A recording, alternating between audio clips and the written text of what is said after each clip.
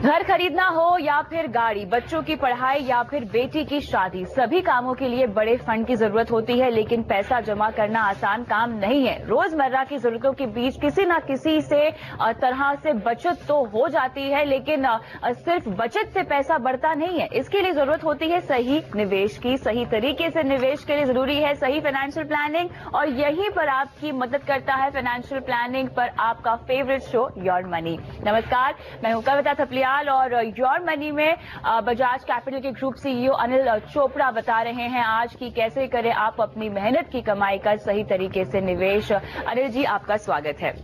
तो चलिए आपको बताते हैं आज शो पे क्या है खास। अब पीएफ पर टैक्स का साया।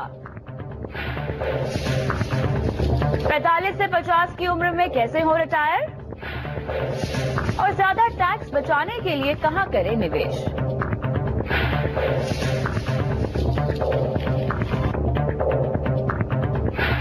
यहाँ पर शो की शुरुआत करते हैं एक खास खबर के साथ। प्रोविडेंट फंड में निवेश करने वाले वैसे लोग जिनके पास पैन कार्ड नहीं है, उन्हें टैक्स की भारी मार झेलनी पड़ेगी। फाइनेंस बिल के नए प्रस्ताव के मुताबिक 5 साल से पहले पीएफ का पैसा निकालने वालों को 10.3% से लेकर 30.9% तक का टैक्स अब देना पड़ेगा। नया प्रस्ताव 1 जून से लागू होगा। इसी बारे में आइए और जानकारी लेते हैं अपने सहयोगी धीरज अग्रवाल से। बताएं धीरज, यहाँ पे पीएफ से पैसा निकालने वालों के लिए टैक्स का बोझ अब किस तरह से बढ़ने वाला है। देखिए, अब तक जो नियम था उसके मुताबिक अगर पीएफ से आप पैसे निकालते हैं 5 साल के पहले तो आपको टैक्स तो देना पड़ता था, लेकिन वहां पर यह नियम भी लागू था कि अगर आप टैक्स स्लैब में नहीं आते हैं तो आपको कोई टैक्स देने की जरूरत नहीं पड़ती थी। नए प्रस्ताव के मुताबिक अगर आप 30,000 रुपए से ज्यादा की रकम पीएफ अकाउंट से निकालते हैं तो आपको टैक्स देना पड़ेगा। अब आपका एम्प्लॉयर ही उससे मिनिमम 10.3% टीडीएस काट कर आपको पैसे देगा। लेकिन ज्यादा दिक्कत उन लोगों के लिए बढ़ेगी जिनके पास पैन नहीं है, क्योंकि वैसी स्थिति में एम्प्लॉयर 30.9% यानी कि करीब 31% टीडीएस काट कर वैसे कर्मचारियों को पैसा देगा जो कि 5 साल के पहले पीएफ अकाउंट से पैसे निकाल रहे हैं। जाहिर तौर पर यह उनके लिए काफी बड़ा झटका होगा, क्योंकि जो ईपीएफओ है उसके जितने मेंबर्स हैं, जितने पीएफ होल्डर्स हैं, उसके करीब 90% लोगों के पास आज भी पैन नहीं है, और ज्यादातर ऐसे लोग जो हैं वो छोटे या ऑर्गेनाइज्ड सेक्टर में काम कर रहे हैं।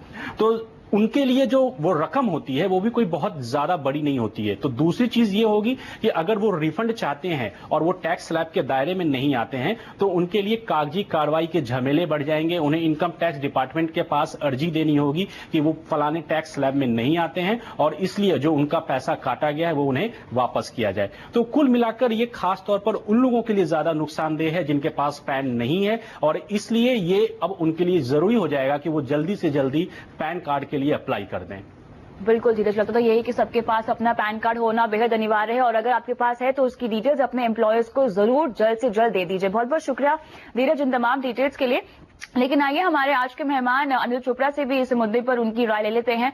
अनिल जी, यहाँ पर ईपीएफओ का कहना है कि 90% मेंबर्स के पास यहाँ पर पैन कार्ड नहीं है। इसके चलते जिस तरह से यहाँ पर टैक्स का दायरा बढ़ा दिया गया है, आपको लगता है कि अब जल्द से जल्द पैन कार्ड बनवा लेना चाहिए जिनके पास नहीं है? देखिए, 90% लोगों के पास पैन कार्ड नहीं है, इसकी तो मैं मान्यता नहीं कर सकता हूं। मैंने कहीं पढ़ा है कि शायद ये उल्टा है कि शायद 10-15% लोगों के पास पैन कार्ड नहीं है, क्योंकि ऑलरेडी इंडिया में 4.5 से 5 करोड़ लोगों के पास पैन कार्ड है। और पैन कार्ड बनाने की जो उसकी प्रक्रिया है वो इतनी सरल हो गई है अब कि 48 घंटे के अंदर आपको ऑनलाइन पैन कार्ड इश्यू हो जाता है। तो पैन कार्ड इश्यू कराना कोई एक झंझट का काम नहीं है।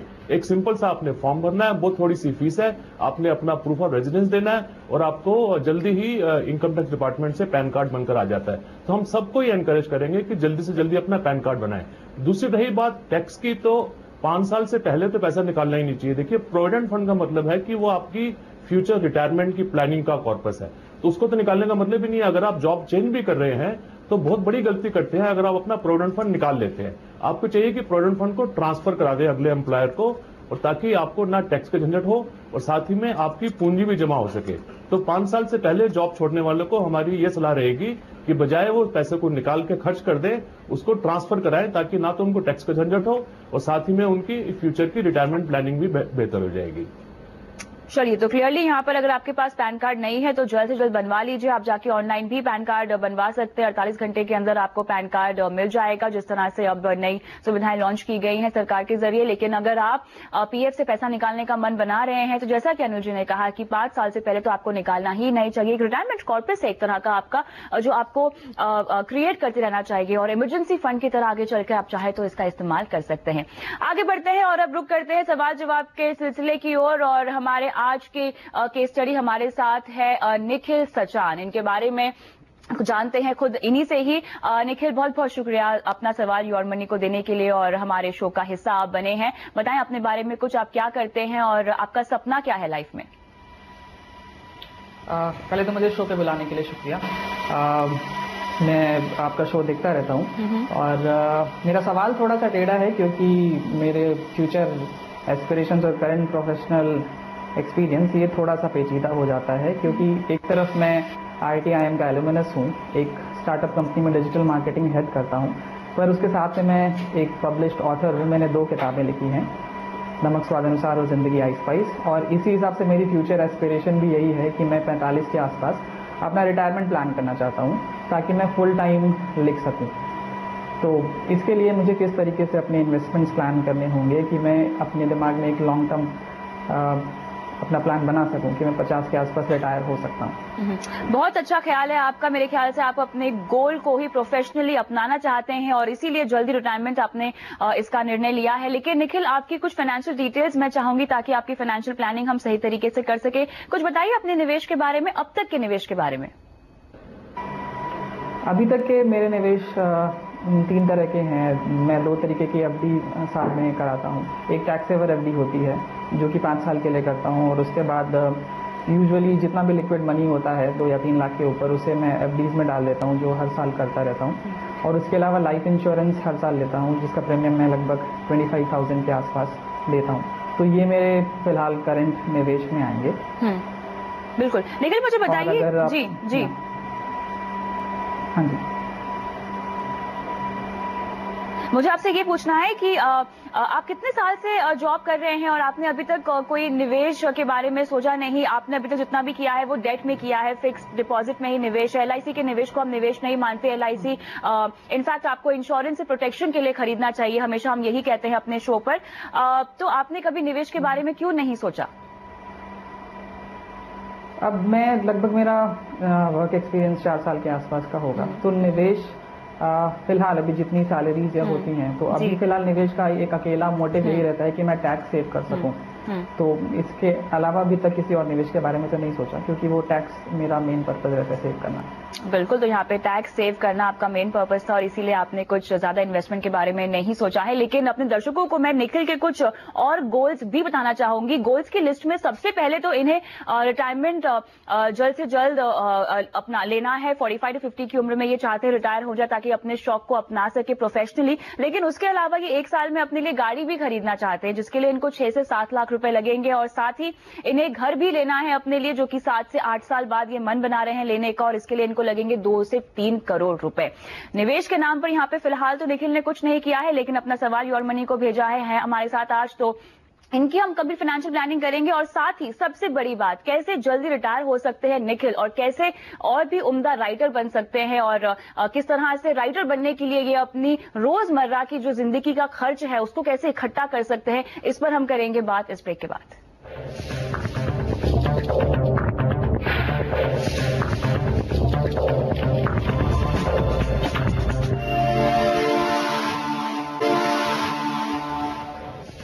वेलकम बैक, योर मनी में आपका स्वागत है। ब्रेक पर जाने से पहले हमने निखिल सचान के बारे में जाना, उनके गोल्स के बारे में जाना, उनके इन्वेस्टमेंट के बारे में जाना, लेकिन अब अपने वो तमाम आर्थिक लक्ष्यों को कैसे पूरा कर सकते हैं इसकी राय लेते हैं अनिल जी से।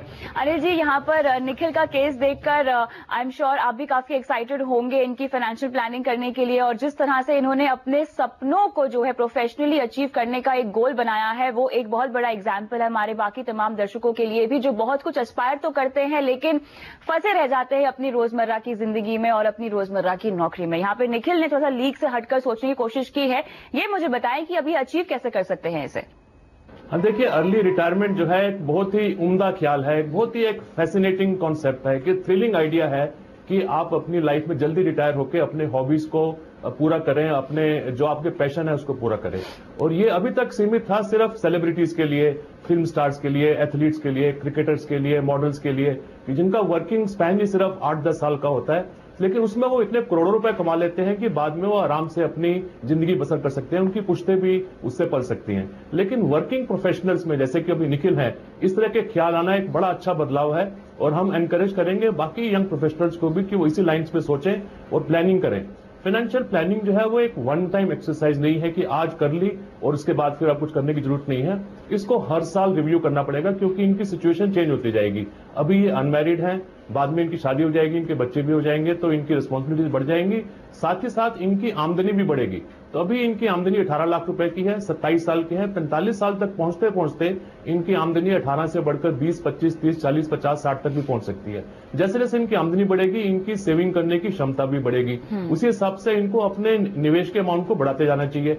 अभी हम इनको फाइनेंशियल प्लानिंग करके बता देते हैं जो इनकी आज की सिचुएशन है, लेकिन याद रखिए कि ये एक फाइनल प्लानिंग नहीं है, क्योंकि आपको हर साल इसको रिव्यू करना पड़ेगा और बदलती हुई सिचुएशन के हिसाब से आपको अपने अमाउंट चेंज करने पड़ेंगे। तो हमने पहले तो ये देखा कि जो इन्होंने कार लेनी है अगले साल ही, उसके लिए तो इनके पास इतना पैसा नहीं है। अभी हम इनको सुझाव देंगे कि ये 2018 में या 17 में कार लेने की प्लानिंग करें ताकि कुछ पैसे पहले जोड़ लें उसके लिए। सिमिलरली जो उन्होंने घर की बात की 7-8 साल के बाद, वो भी हमें लगा कि 2027 तक की ये पैसा उतना जोड़ पाएंगे अगर इनकी आमदनी इतनी रहती है। लेकिन आमदनी बढ़ेगी इनकी तो इनको डेफिनेटली साथ ही साथ अपनी सेविंग्स भी बढ़ानी होगी। दूसरी बात यह कि इन्होंने लिखा है कि ये 40,000 रुपए तक महीना जोड़ सकते हैं। ये कम है। अगर 18 लाख रुपए कमा रहे हैं साल का और ये अगर बैचलर हैं, अभी इनकी रिस्पॉन्सिबिलिटीज नहीं है, तो हमारी सलाह ये रहेगी कि कम से कम ये 50% तक सेव करें उसका, और जब शादी हो जाए, बच्चे हो जाए, उसके बाद ये 30-40% तक आ सकते हैं। क्योंकि आपने अगर बाद में एंजॉय करना है तो अभी सेक्रीफाइस करना पड़ेगा। अभी कुछ इनको खर्चे, कुछ अपने दूसरे शौक कम करके कॉर्पस इकट्ठा करना पड़ेगा ताकि अपने जल्दी रिटायरमेंट होने का सपना पूरा कर सके। तो इनको म्यूचुअल फंड्स में सिप्स स्टार्ट करनी पड़ेंगी डिफरेंट गोल्स के लिए। कार के लिए 10,000 रुपए की, उसके बाद फिर घर के लिए 15-16 हजार रुपए की, और फिर रिटायरमेंट के लिए 22-25 हजार रुपए की। और जैसे हमने बताया, जैसे जैसे आगे वक्त निकलेगा इनको रिव्यू करते जाना चाहिए और अपनी सेविंग्स को, जैसे इनकी इनकम बढ़ेगी उसको भी बढ़ाना चाहिए। हो सकता है कि ये 45 की जगह शायद 42 पे ही रिटायर अपने आप को कर ले और इनके पैसे उससे पहले ही जुड़ जाएं। तो ये सब चीज डिपेंड करेगा कि ये कितने अनुशासन के साथ कंटिन्यूअसली सेव करते हैं और कैसे कैसे अपने बचत को बढ़ा के और अपने गोल्स पे कायम रहते हैं। बिल्कुल। यहाँ पर अनिल जी, हमने इनको काफी बड़ा अमाउंट बता दिया है एसआईपी करने के लिए, जो फिलहाल मेरे ख्याल से ये नहीं कर पा रहे हैं। हालांकि हम बोलेंगे निखिल को कि अगर वो जितना ज्यादा हो सके उतना निवेश करे, लेकिन फिलहाल जैसे कि उन्होंने बताया इनकी क्षमता 30 से 40 हजार रुपए ही है निवेश करने की। एक रोड मैप हमने उनको दे दिया है, लेकिन उसे अचीव करने के लिए किस तरह के फंड्स इनको अपने पोर्टफोलियो में रखने चाहिए, वो कौन से फंड है जिनमें निवेश करना चाहिए इनको, और उन्हीं में डिसिप्लिन मेंटेन करके ये अपने कॉर्पस को जमा कर पाएंगे। देखिए, शुरुआत में इनको चाहिए कि ये अपने पैसों को ऐसे बांटे कि तकरीबन 40% तो हो लार्ज कैप फंड्स में, जैसे कि रिलायंस विजन फंड है या एचडीएफसी टॉप 200 फंड है या आईसीआईसी पोटेंशियल का फोकस ब्लू चिप फंड है। उसके बाद ये 20% डाले मिड कैप फंड्स में, जैसे कि HDFC mid cap opportunities fund है या रिलायंस का ग्रोथ फंड है, और बाकी अमाउंट डालें ये फ्लेक्सी कैप फंड्स में, जैसे कि रिलायंस का इक्विटी अपॉर्चुनिटीज फंड है या एचडीएफसी इक्विटी फंड है। तो ये अच्छे किसी फाइनेंशियल प्लानर को कंसल्ट करके अपना पोर्टफोलियो कंस्ट्रक्ट कराएं जिसमें सारी टाइप की इकोनॉमी की कंपनीज का एक अच्छा मिश्रण हो। 40% लार्ज कैप, 20% मिड कैप, और बाकी जो है वो फ्लेक्सी कैप या वैल्यू स्टाइल फंड्स, और कुछ इनके निवेश जा सकता है स्पेशल सिचुएशन फंड्स में या कॉन्ट्रा फंड्स में या गोल्ड वगैरह में भी। और बाद में जैसे हमने पहले बताया कि इनके पोर्टफोलियो को इनको कंटिन्यूअसली रिव्यू करना चाहिए, और रिव्यू करने की जो फ्रीक्वेंसी है वो साल में 4 दफा होनी चाहिए, यानी कि हर तिमाही में एक बारी। तो निखिल, आपका जो तुरंत वाला जो गोल है गाड़ी खरीदने का, मेरे ख्याल से उसको आपको शायद पोस्टपोन करने की जरूरत पड़ेगी, लेकिन उसके बाद आपके तमाम गोल्स जो हैं केवल रिटायरमेंट का ही है, वो और घर खरीदने का है, वो एक तरह से देखा जाए तो लॉन्ग टर्म ही है जिसके लिए आप निवेश शुरू कर सकते हैं। फिलहाल जैसा कि अनिल जी कह भी रहे हैं कि आपकी क्षमता है, तो आप अपनी आय का ऑलमोस्ट 50% निवेश करने की कोशिश कीजिए। जितना ज्यादा आप निवेश करेंगे उतना जल्दी आपका कॉर्पस भी आप जमा कर पाएंगे। आपको कुछ पूछना है अनिल जी से? हाँ, अगर अनिल जी ने जो मुझे निवेश के तरीके बताए हैं, अगर मैं उन्हें प्रायोरिटाइज करना चाहूँ ये जानने के लिए कि मेरे लिए इन सारे तरीकों में से सबसे प्रायोरिटी पर क्या आएगा, अगर मैं ये मानूं कि मैं जितने निवेश बता रहे हैं उससे कम निवेश करना चाहता हूँ, तो इन्हें मैं किस तरीके से प्रायोरिटाइज कर सकता हूँ? और अगर मैंने रिस्क के बारे में जानना चाहूँ तो इनमें से कौन सा निवेश मेरे लिए सबसे कम रिस्क वाला होगा। बिल्कुल अनिल जी, यहाँ पर ये अपने गोल्स को प्रायोरिटाइज करना चाहते हैं। मेरे ख्याल से गोल लाइनअप करना एक अपने आप में बहुत बड़ा काम है। इसके जरिए आपकी फाइनेंशियल प्लानिंग एकदम आसान हो जाती है। हाँ देखिए, एक तो इनके पास लाइफ इंश्योरेंस कवर शायद नहीं है, जो कि इनको कम से कम, क्योंकि अभी ये बैचलर हैं, इनकी रिस्पॉन्सिबिलिटीज नहीं है, पेरेंट्स शायद इनके खुद सक्षम है, तो इनको अपनी आमदनी का कम से कम 5 गुना यानी कि 90 लाख का तो एक कोई टर्म प्लान लेना चाहिए, जिसमें शायद इनको 20-25 हजार रुपए का सालाना प्रीमियम पड़ेगा, ताकि एक कवरेज हो जाए। उसके बाद इनको अपनी इसके अलावा इनको हेल्थ इंश्योरेंस भी साथ में प्लान जरूर ले लेना चाहिए, ताकि अगर किसी वजह से कोई बीमारी आ जाती है तो उसके लिए इनका कॉर्पस और इनके ड्रीम जो है वो खराब ना हो। और साथ ही जब निवेश करने की बात आती है तो तकरीबन 80% इनको चाहिए कि ये लॉन्ग टर्म सिप्स के जरिए ही निवेश करें म्यूचुअल फंड्स की डिफरेंट स्कीम्स में, और 20% इनका अपने आप जुड़ता जाएगा प्रोविडेंट फंड में, क्योंकि जिस भी कंपनी में ये काम कर रहे हैं वहां से इनका कुछ प्रोविडेंट फंड कटेगा और ये कुछ इनका कंट्रीब्यूशन होगा। तो इनका जो डेट इक्विटी का रेशियो है वो 80-20 इस स्टेज पे ठीक है। जैसे जैसे आगे बढ़ेंगे लाइफ में थोड़ा सा ये इक्विटी को कम कर सकते हैं और डेट को बढ़ा सकते हैं। बिल्कुल एनपीएस में भी ये अकाउंट खोल सकते हैं, जिससे इनको पेंशन मिल सकती है बाद में। तो ये सारी तरह की प्लानिंग फाइनेंशियल प्लानर को कंसल्ट करके और पूरे गोल्स को पेपर पे लिख के सॉफ्टवेयर यूज करके एग्जैक्ट अमाउंट्स निकाल सकते हैं कि कितना अमाउंट किस सिप में डाला जाए। और प्रायोरिटाइज में इनको मैंने जैसे पहले बताया कि लार्ज कैप से और मिड कैप से स्टार्ट करके उसके बाद ही आप थीमेटिक या सेक्टोरल फंड। बिल्कुल अनिल जी, यहाँ पर निखिल आपको सलाह यही दी जा रही है कि पहले आप अपने रिस्क कवर को खरीदें। आप टर्म कवर ले लीजिए अपने लिए, 90 लाख या ऑलमोस्ट 1 करोड़ तक का टर्म प्लान आप चाहें तो ले सकते हैं। फिलहाल आप काफी यंग है तो आपको प्रीमियम भी काफी कम पड़ेगा, आपकी जेब पे इतना भारी नहीं पड़ेगा। और अपने आप को हेल्थ इंश्योरेंस से कवर कीजिए और आगे से प्लीज किसी भी इंश्योरेंस प्रोडक्ट में इन्वेस्टमेंट ना करें। इवन इफ आप टैक्स सेविंग पर्पज से करना चाहते हैं तो ELSS में निवेश कीजिए ताकि आपको रिटर्न भी अच्छा खासा मिले। बहुत बहुत शुक्रिया निखिल आज शो पर आने के लिए। अपना सवाल आपने योर मनी को भेजा। उम्मीद करते हैं कि निवेश की रणनीति आपको समझ में आ गई है और आप अपने तमाम गोल्स को भी अचीव कर पाएंगे। बहुत बहुत शुक्रिया। और इसी नोट पे वक्त हो गया छोटे से ब्रेक का। ब्रेक के बाद हम गिरिराज को बताएंगे कि प्लॉट खरीदें या म्यूचुअल फंड में निवेश करें, किसमें समझदारी। बने रहे हमारे साथ।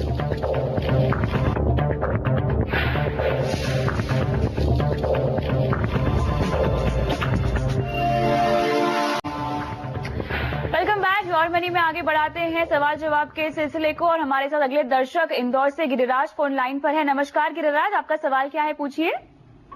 मेरा सवाल है कि मैं यहाँ मेरे ख्याल से गिरिराज से संपर्क नहीं हो पा रहा है। हम फिर से कॉल करने की कोशिश करेंगे आपको गिरिराज, लेकिन इनका सवाल हमारे पास है। अनिल जी, दरअसल इनको अपने लिए एक प्लॉट खरीदना है जिसकी कीमत फिलहाल 13 लाख की है। अब प्लॉट खरीदने के लिए इनको 10 लाख तक का लोन लेना होगा, जिसकी EMI ये कह रहे हैं लगभग इनको 11,000 रुपए हर महीना देनी होगी। फिलहाल इनके लिए प्लॉट लेना इतने महत्व का नहीं है। ये हमसे पूछ रहे हैं कि क्या प्लॉट के बजाय वही 11,000 रुपए ये म्यूचुअल फंड में निवेश कर सकते हैं और आगे चलकर रियल एस्टेट जितना ही नहीं लेकिन क्या अच्छा खासा रिटर्न कमा सकते हैं। गिरिराज हमारे साथ फोन लाइन पर जुड़ चुके हैं। बताएं गिरिराज, क्या आपने म्यूचुअल फंड में निवेश करने का ऑप्शन अभी भी ओपन रखा है? गिरिराज, इनका सवाल का जवाब हम ले लेते हैं अनिल जी से। फिलहाल संपर्क नहीं हो पा रहा है। अनिल जी, क्या लगता है आपको, अक्सर रियल एस्टेट और म्यूचुअल फंड में निवेश करने में कंफ्यूजन रहती है निवेशकों को, लेकिन रियल एस्टेट जैसे इंस्ट्रूमेंट में अगर आप निवेश करते हैं तो आपके पास लिक्विडिटी नहीं होगी, जबकि म्यूचुअल फंड में आप रातों रात पैसे अपने अकाउंट में ट्रांसफर करा सकते हैं इन केस ऑफ इमरजेंसी। क्या कहना है आपका? ये रियल एस्टेट और म्यूचुअल फंड का आपस में कंपेयर करना एक कोई अच्छा विषय नहीं है, क्योंकि दोनों के बिल्कुल अलग अलग पर्पस हैं, दोनों की अलग अलग टाइप की रिटर्न्स हैं, दोनों के फीचर्स बिल्कुल अलग अलग हैं। रियल एस्टेट में निवेश जो है हम सिर्फ उन्हीं लोगों को सजेस्ट करते हैं जिनका फाइनेंशियल पोर्टफोलियो कम से कम 1 करोड़ रुपए का है। अगर आपके ऑलरेडी प्रोविडेंट फंड्स में और म्यूचुअल फंड्स में और तरह तरह के फाइनेंशियल इंस्ट्रूमेंट्स में, एनपीएस में और बॉन्ड्स वगैरह में 1 करोड़ रुपए से ज्यादा आपके पास हो रखा है, उसके अलावा अगर आपके पास 50-60 लाख रुपए है तब तो आप रियल एस्टेट की तरफ रुख कर सकते हैं। लेकिन अगर आपकी कुल जमा राशि 12-15-20 लाख की ही है और उसमें से आप कहें कि आप सारा का सारा पैसा रियल एस्टेट में लगा देंगे, तो ये कहीं से भी कोई समझदारी की बात नहीं है, ना ही कोई जिम्मेदारी की बात है। हमारा इनके लिए बिल्कुल सीधा सा सुझाव होगा, ये डेफिनेटली म्यूचुअल फंड्स में ही उस पैसे को लगाएं, ताकि एक तो इनके पास लिक्विडिटी रहेगी, जब भी चाहें ये उसमें से निकाल सकते हैं अगर कोई इमरजेंसी आती है तो। दूसरा ये भी है कि अगर ये लोन लेते हैं तो उस पर इनको कोई इनकम टैक्स का कोई बेनिफिट भी नहीं है, क्योंकि प्लॉट लेने पे कोई टैक्स में छूट नहीं मिलती है। घर लेने पे जरूर छूट मिलती है, लेकिन प्लॉट लेने के लिए अभी कोई ऐसा प्रावधान नहीं है। जबकि म्यूचुअल फंड में अगर ये ELSS की स्कीम्स में निवेश करते हैं तो इनको टैक्स में भी बचत मिलेगी और साथ ही इनका डाइवर्सिफिकेशन भी हो जाएगा। जबकि रियल एस्टेट में कंसंट्रेशन रहेगा एक ही चीज में, जबकि ये म्यूचुअल फंड्स में अगर शिफ्ट करते हैं तो 5-6 अलग अलग एसेट मैनेजमेंट कंपनीज में तरह तरह की जो स्कीम्स हैं उसमें निवेश कर सकते हैं। अलग अलग ELSS में, रिलायंस के टैक्स सेवर में कर सकते हैं, HDFC के लॉन्ग टर्म एडवांटेज में कर सकते हैं, ICICI प्रूडेंशियल के टैक्स प्लान में कर सकते हैं। आगे चल के अपने अमाउंट को ज्यादा बढ़ा सकते हैं और डिफरेंट गोल्स पूरे कर सकते हैं। और रिटर्न्स की जहां तक बात है तो हमारी ये उम्मीद है कि म्यूचुअल फंड से लॉन्ग टर्म में 12 से 15% की रिटर्न आनी चाहिए, जबकि पिछले कुछ सालों में 15 से 20% की आई है। कुछ स्कीमों में तो 20 से भी ज्यादा की रिटर्न चाहिए, लेकिन आगे चलते हुए वो उम्मीद नहीं है इतनी। लेकिन रियल एस्टेट से क्या रिटर्न आएगी ये डिपेंड करेगा कि प्लॉट कहाँ पे है और उस लोकेलिटी में क्या डेवलपमेंट होती है, उसकी बिल्कुल अवेलेबल नहीं है जी। तो हमारा सुझाव ये रहेगा कि म्यूचुअल फंड में ही निवेश करें। चलिए, तो यहाँ पर गिरिराज आपकी दुविधा का हमने आपको सोल्यूशन दे दिया है। आपको बता दें कि प्लॉट पर लोन पर आपको कोई टैक्स छूट भी नहीं मिलेगी, तो इसीलिए म्यूचुअल फंड में अगर आप निवेश करते हैं अच्छा खासा कॉर्पस आप जमा कर लीजिए और बाद में आगे चल के अगर आपको प्लॉट में निवेश करना है जिसकी अच्छी खासी एप्रिसिएशन आप होती हुई देखते हैं तो उसमें आप निवेश कर सकते हैं। लेकिन फिलहाल 11,000 रुपए का अपना निवेश करने का जो आपने मन बनाया है उसे बरकरार रखें और शुरुआत कीजिए निवेश की। बहुत बहुत शुक्रिया अनिल जी आज शो पे आके तमाम सवालों का जवाब देने के लिए। और इसी के साथ योर मनी में इतना ही, लेकिन आप बने रहे NBC आवाज के साथ। नमस्कार।